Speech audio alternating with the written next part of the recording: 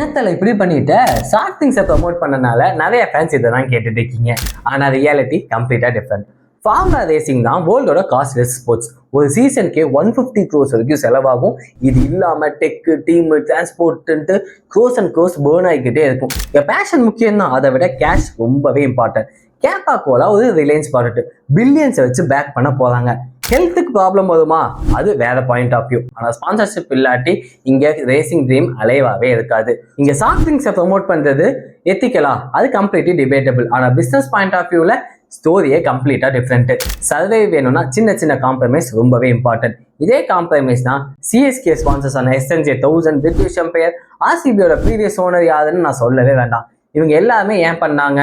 கம்ப்ளீட்டாக டிஃப்ரெண்டான பெர்ஸ்பெக்டிவ் தான். ஸோ ஆஸ் அ கன்சியூமர் தான் எது வாங்கணும் வாங்கக்கூடாதுங்கிறது நாம தான் முடிவு பண்ணணும் தவிர நீ இதை தான் பண்ணணும், நீ அதை தான் நடிக்கணும்னு சொல்றதுக்கு நமக்கு ரைட் சுத்தமாக இல்லை. ஸோ அஜித் பண்ணது தப்பா இல்லையான்னு கமெண்ட்ல சொல்லிட்டு போங்க.